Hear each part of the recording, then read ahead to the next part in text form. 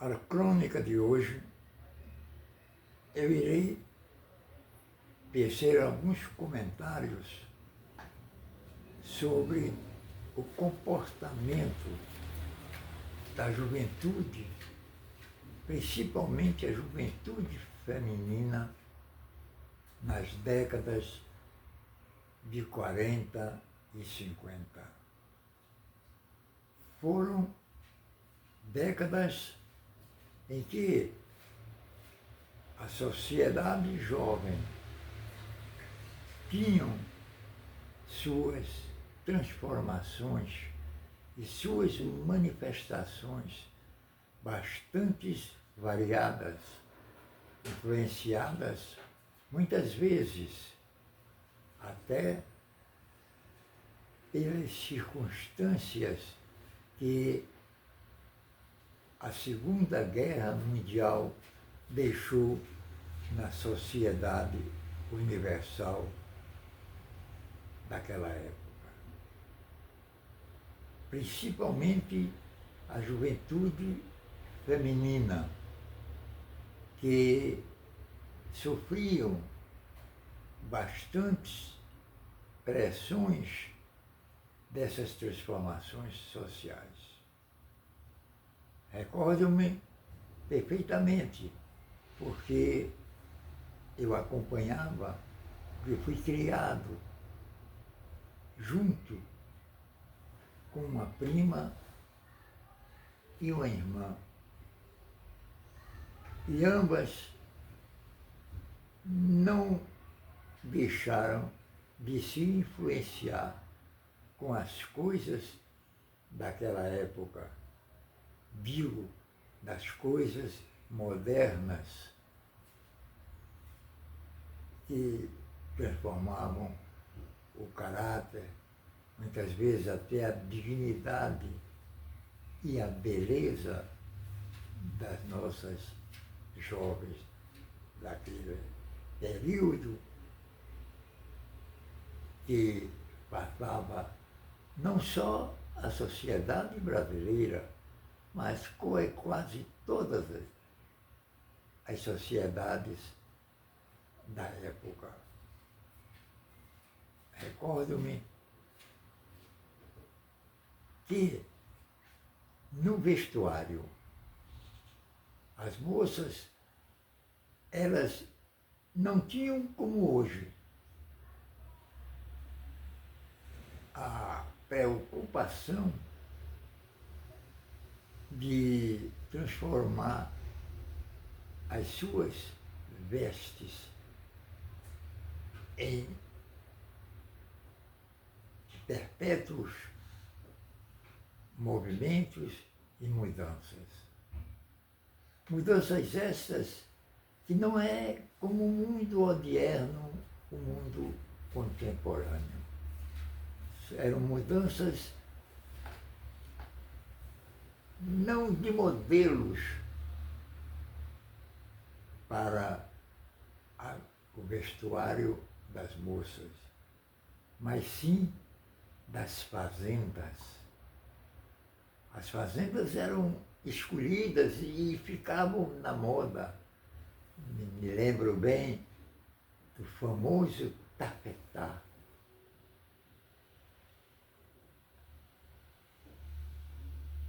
Veludo e muitos tecidos que foram escolhidos naquela época, como organza e organdi, e que também eram esses vestidos, não só a fazenda, mas também o modelo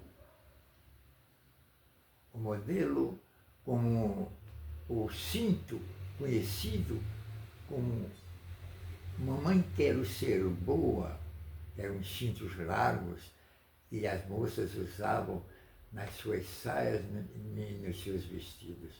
E ficava bonito, aquele colorido pelas ruas da cidade, principalmente nos sábados de manhã, ir à Rua Nova, Rua da Imperatriz, Rua da Aurora, enfim, no centro da cidade, dando um cunho bem particular de uma época com essas transformações. As moças também usavam adereços como broches. Elas usavam broches, muitas vezes até com fotografias, e usavam na lapela. E outras transformações no seu vestuário. E isso fazia com que a cidade sentisse, e é preciso sentir para compreender a graciosidade das suas grandes e ingentes colaboradoras dessas transformações, que eram nada mais e nada menos do que a juventude da época. Outras grandes transformações também era nos óculos. Foi quando começou a aparecer os óculos de descanso, como se chamavam, os óculos Ray-Ban, os óculos geralmente verdes, e aquilo dava uma conotação à face da garota, e ela se impunha na sociedade do mundo contemporâneo da época como uma excelente modistas que transformavam as características da cidade com o seu talento de se aprimorarem para serem, eu não digo só admiradas, mas também cultivadas como entes que se preocupavam em embelezar as ruas da cidade maurícia, nos seus centros comerciais, como a Rua da Imperatriz, a Rua Nova, a Rua da Aurora e tantas outras do centro da cidade. Outra moda interessante era no costume de estarem sempre mastigando chiclete. Chiclete foi um confeito elástico, plástico, que as moças sempre mascavam. Isso por influências dos exércitos americanos, na época da guerra, que deixavam nos lugares em que eles passaram. Inclusive a cidade de Recife foi ocupada pela aeronáutica americana e as tropas terrestres do exército americano. O falar o idioma inglês era uma tônica da juventude, aquelas frases básicas, kiss me my love, beija-me meu amor, e assim por diante. O idioma de Shakespeare fez com que a penetração do sotaque linguístico da nossa juventude sofresse essa influência. E assim o Recife ia tendo uma oportunidade de transformar os costumes da juventude, e principalmente da juventude feminina. A música era o fox blues, o swing, eram sempre dançados em célebres assustados que se faziam nas residências das casas. Não eram, as danças não eram somente nos clubes, não. Eram nas residências, nos aniversários, nos casamentos. E isso dava uma graciosidade maravilhosa. O perfume tornava-se quase que um. A brilhantina nos homens, e isso ia dando os adornos em que só faziam fazer com que a juventude se divertisse, a juventude transformasse-se em costumes muito bonitos. Nas praias, as moças já estavam passando do maiô para o vestuário praieiro de 2 peças. Era o conhecido maiô de 2 peças. Era o sutiã desligado da calcinha. E tudo isso faziam com que a mocidade se apresentasse com seus costumes e seus afazeres, que só faziam engalanar os grandes centros urbanos da cidade maurícia. E o Recife foi um palco maravilhoso para isso, principalmente nos carnavais, onde determinados costumes, como o do confete, da lança-perfume, faziam com que as moças se embriagassem com a ternura, o carinho, a dedicação e a feminilidade que vos eram muito peculiar. E assim é uma época. O mundo, principalmente o mundo odierno, ele vive uma dinâmica de transformações. No Recife, nessa época, o transporte principal urbano era o chamado bonde elétrico da Pernambuco Tramos, onde o Olinda tinha um fechado que era muito conhecido da sociedade juvenil daquela época, que o passeio nele para a localidade na praia de Olinda, que era esse bonde, levavam as moças para lá e diziam até que quem vai para Farol é o bonde de Olinda. E, de fato, essas condições que surgiam, esses métiers, esses vestidos bem bordados, muitas vezes até aveludados, faziam com que a paisagem urbana nossa tivesse uma tônica peculiar, uma tônica bem comum. E isso foi a transformação que eu alcancei e estou transmitindo aqui ligeiramente para vocês, meus leitores e meus ouvintes das minhas crônicas. As minhas crônicas não são crônicas que procurem denigrir a imagem, seja lá do que for. Ao contrário, procura fazer com que aquilo seja plenamente justificado.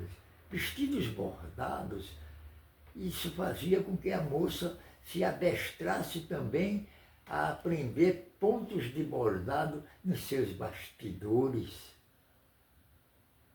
E isso ia até fazendo com que surgissem novas modelistas no seio da juventude recifense.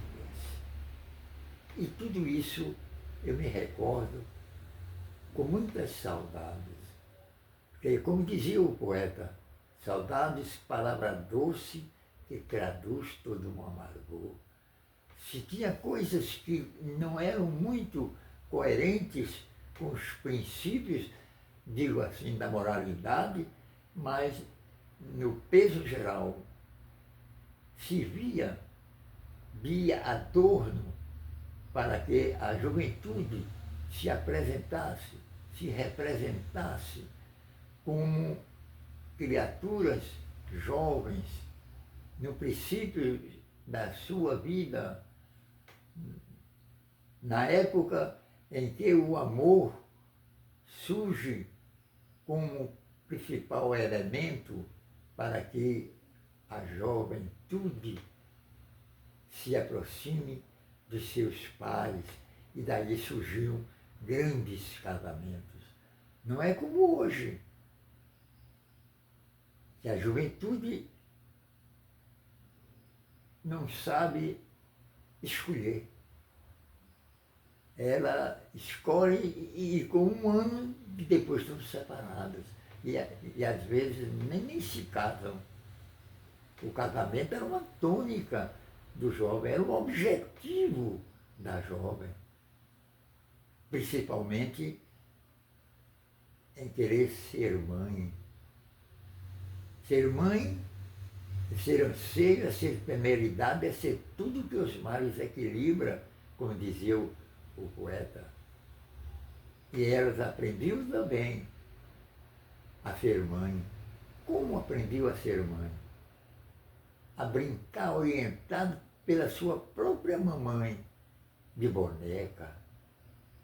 Brincavam com mudanças, com brinquedos em que eram a montagem de uma residência, de uma casa, como salas de jantar, salas de visita, cozinhas, e as bonecas às vezes até de pano, compradas em feira, mas que aqueles instrumentos infantis faziam com que essa juventude que se preocupava também com roupas, com belezas físicas, também no seio da família aprendiam a arte de ser mulher, ser mãe.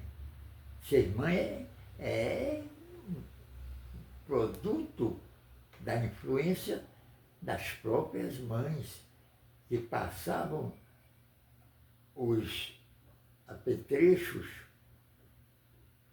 e os costumes para as filhas, e aí ia surgindo uma sociedade infanto-juvenil que, naquela época, honravam com suas transformações, com suas mutações, a sociedade jovem brasileira. E um país que confia nos velhos é um país falido. O país deve confiar nas potencialidades da juventude. Então, eu dou um conselho às jovens de hoje. Sigam, mais ou menos, aqueles costumes de épocas remotas. Não é atraso, não. É saber viver perspectivas das épocas. E a juventude é isso.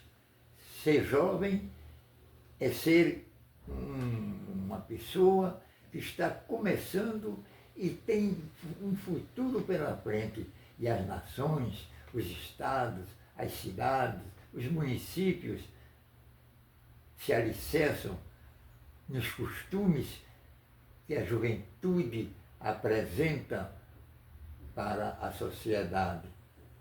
E essa juventude de antigamente tem essas mesmas transformações hoje em dia, só em potencialidades, em condições diferentes que a própria natureza, a própria sociedade faz com que ela faça essas transformações, essas mutações, e sejam pedras firmes de um Brasil cristão. Muito obrigado.